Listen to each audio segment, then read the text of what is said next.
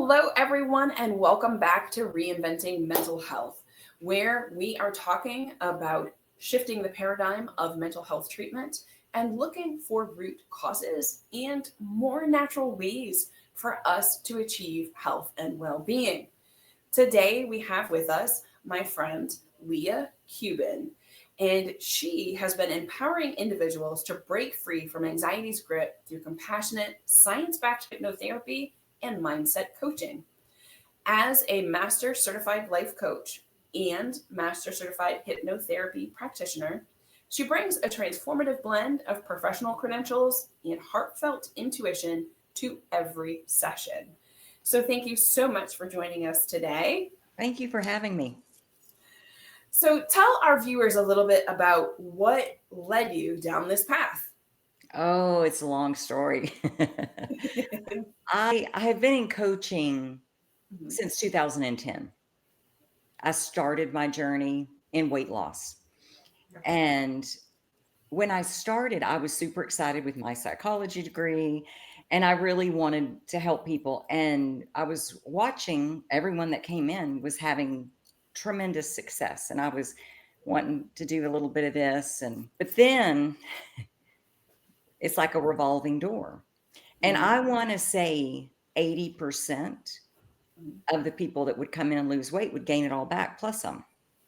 Mhm. There were varying degrees, but about 80% of them were not successful staying there. Why are these little groups successful and this large group not? And what it turned out to be was just that they had this fundamental shift in their relationship with food, in their relationship with working out. They found new habits and new hobbies. And it was as I did case studies trying to figure out, okay, what's going on? It just led me. Now you've got to learn this. And so it was this constant learning and evolving. And then I ran into hypnotherapy by accident. If you had told me 10 years ago, this is what I would be doing, I'd be like, that doesn't even make any sense. But it was a natural evolution. And as I was in the weight loss field, I began doing hypnotherapy on my clients because I was practicing with anybody that was willing. I started seeing this dramatic shift, not just in their weight, but in their attitude, in their relationships. They were growing and stretching themselves, and they were getting off their antidepressants. Okay.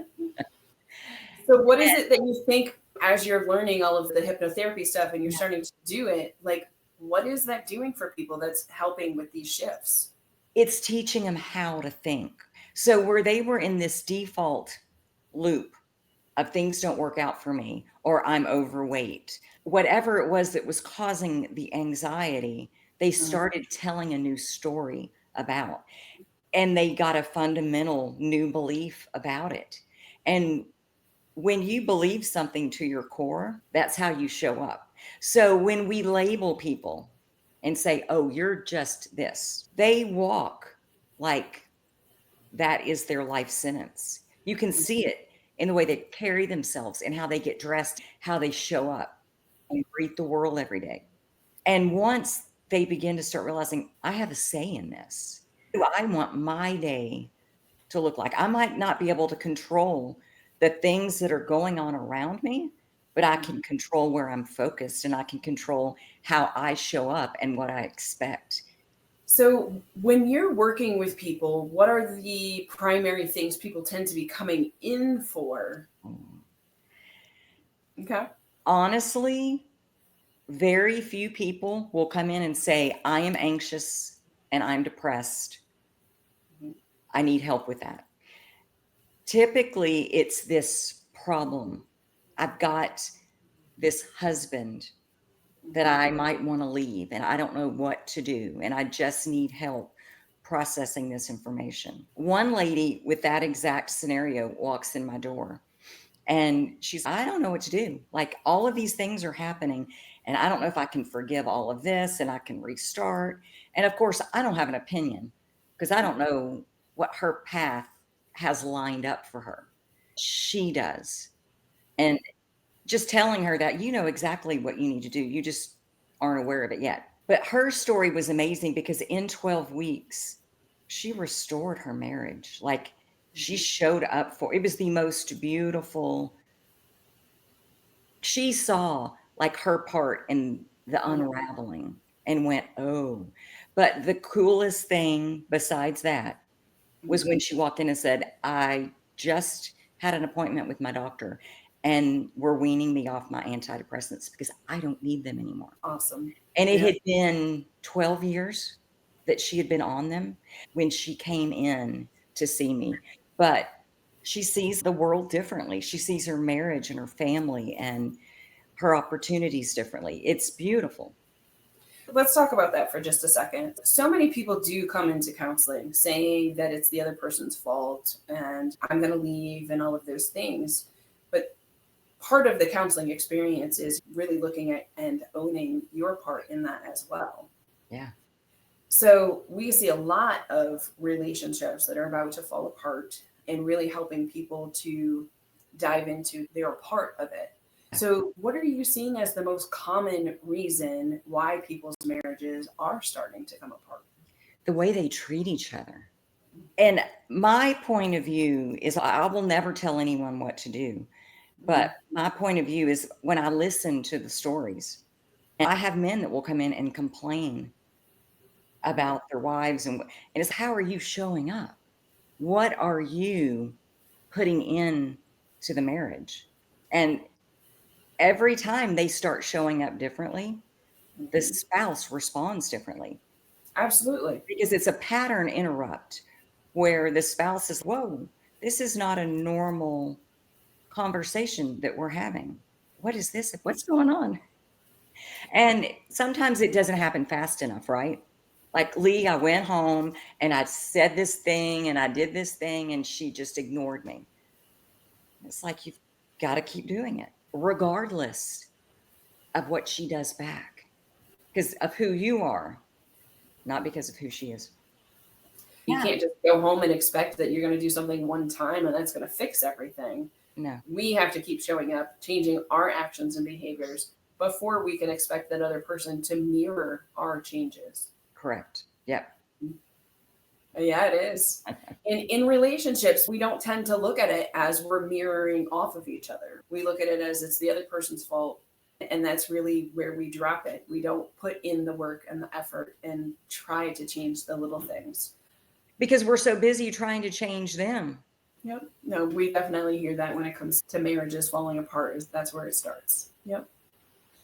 Okay. You were initially talking about weight loss stuff. Are you still working inside of that field? I have a few people that will come to me for that, but what I began to realize is it wasn't about the weight. They were using the weight as the excuse to not show up in life fully. And I can't go after that position or that lover or that thing Mhm. until I get my body in this perfect shape as if they're ever gonna think their body's I don't know anyone on the planet that's, "Oh, yeah, I've arrived." And so they were using that as an excuse. It was funny because they would start with weight. Weight is the problem.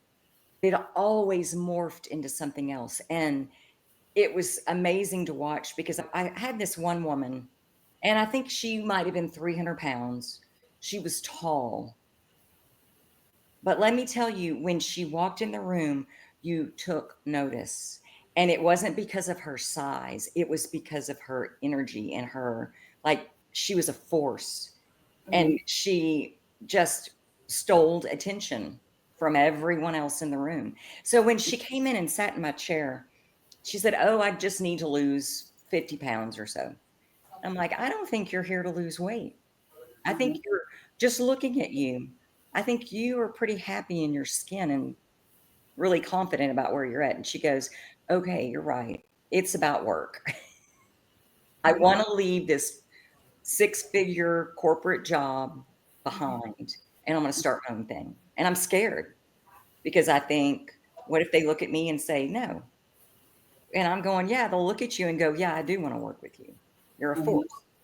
And watching her go through, I think we worked together for about 9 months. Mhm. Really interestingly enough, she dropped about 70 pounds just by changing her diet and exercise, not on purpose, but Mhm.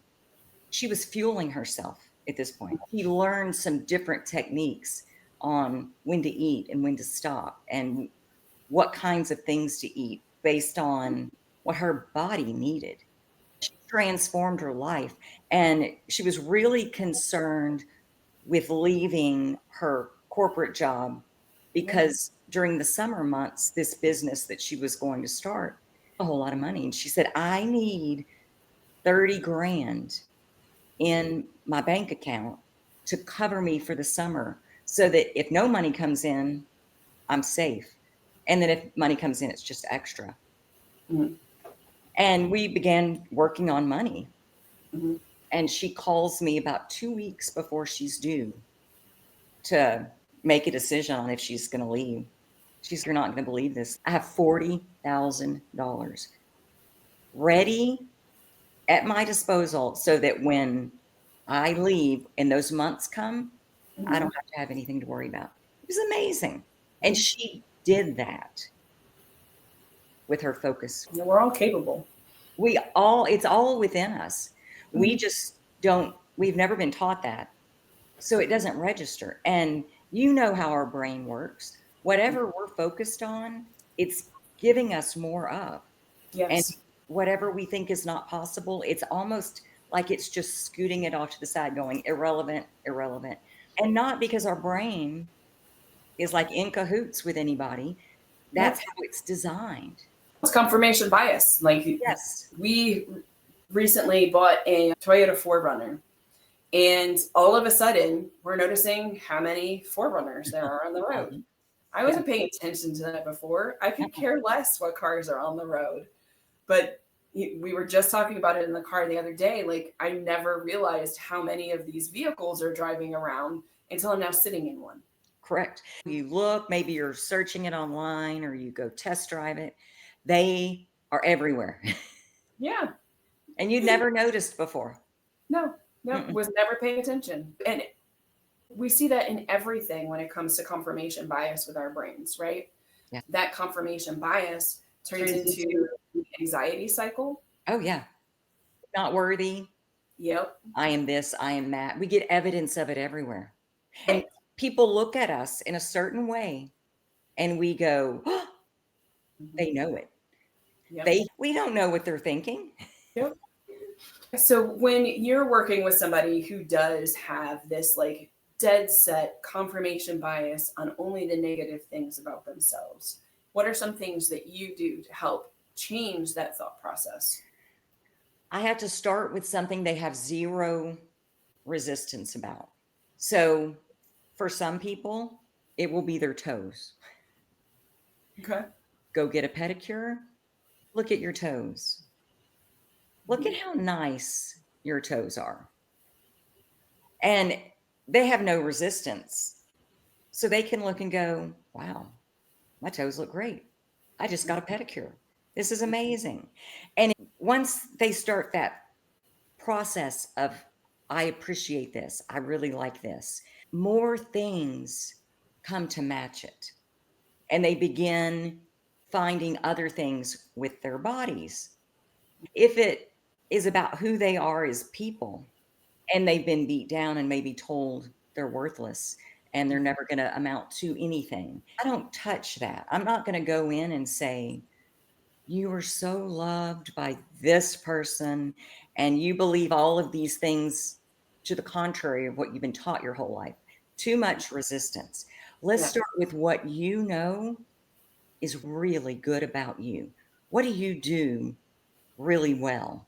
And then we Mhm. start there and Mhm. then start building on that and being appreciative for that. And before they know it, they're seeing other things. I'm really good at this, and I'm smart, and I'm very dependable. And they start putting pieces together that just elevates it to where before long they can look at that list that they had initially and call it for what it is, which I don't know that I can say on the show. Let's just say nonsense. Yep. I work a lot with children. And so typically my path with them doesn't start with even little things about themselves. It's just, what is something positive that happened today? And it doesn't have to be big things, like maybe you had a piece of bubble gum and it tasted really good. Yeah. Or somebody Yeah. smiled at you or held a door, or the little tiny things. Because a lot of kids will come into the office and, oh, I had such a horrible day. What made it such a horrible day? And they can point to one thing that didn't even take a full 60 seconds, but that's the Yeah. only thing they think about, instead of the thousands of positive things that happen through the rest of the course of the day. Yeah. How did they start their day? How did they wake up? Was there friction that morning before school? All of that can set the tone. I don't typically work with children except my grandson. And he's been having a little hard time lately. He's 5 and he has just started kindergarten, and I pick him up from school just about every day, and there are some days that I'll just bring him back to my office so his mom can come grab him before my next client, and I've started putting him in my chair, and I can get him still for about 7 minutes, and he'll lean back in my chair, he'll shut his eyes, he'll hold his hands out. It's the cutest thing ever, but he has started to crave the little metaphors that I'll tell him a story that is not directly about what he's going through, but he's able to draw the parallels. "Oh, this is how you handle these sorts of situations." Yeah. So I'll see what that opens up for me, because typically I like them in their 20s, but I'm having fun working with my 5-year-old grandson. Kids are very receptive. I actually prefer working with kids because they'll come right into the office. They don't have any care or concern for the most part on judgment, but they'll tell you flat out what happened. And then say I've got a parent comes in and is telling me all these things happened during the course of the week, and say this is a kid that's having a lot of emotional outbursts, and I just need them to stop being so angry all the time. Will flat out turn around and look at their parent and be like, "Do you realize that all you do is yell?" So we are mirroring behavior. Mhm. And now we have to shift a little bit and work on not only how the child is responding, but mom or dad, how are you actually Yeah. responding? How are you showing up and teaching your child to respond? Because that's something as parents we don't think about. Yep. That's not on our radar, and being a grandparent is such a gift because I can see it clearly now. "Oops, sorry about that, Lil. Sorry about that, Logan." Yep. But I see it with them, where it's, "Oh, y'all don't even need to you're gonna forget this tomorrow. Don't even worry about this." But when we're in that moment, without the knowledge, Yep. of course we react like that. That's what we watched growing up. Okay. So if anybody wants to reach out to you, how exactly? They can find me at leigh.kubin.com. Okay. And Are you on any social media? I'm on Facebook and TikTok. Okay. And And sorry. no, I think that's it. The primary population that you're working with right now is adults over the age of 22. Yeah. Okay. Just look. What are you most passionate about working on? Oh, I love working with people that are ready to start something new. Okay. Like in That business or okay. that is so much fun. But they're all fun because we get to dive in, and it's all these I'll have people that will come in, of course, for smoking or drinking or shopping, that sort of addictive, and then they're just like, "I'm an addict." And then when they realize they're not, that's how they were coping, Yep. and then they morph into, "Okay, what's next?" I really do enjoy it all Oh, because of the growth. it's always fun to watch. Is there anything special that you want to share with our audience that maybe I didn't ask about? Oh, you're gonna put me on the spot? That's okay. Our thoughts direct where we're going.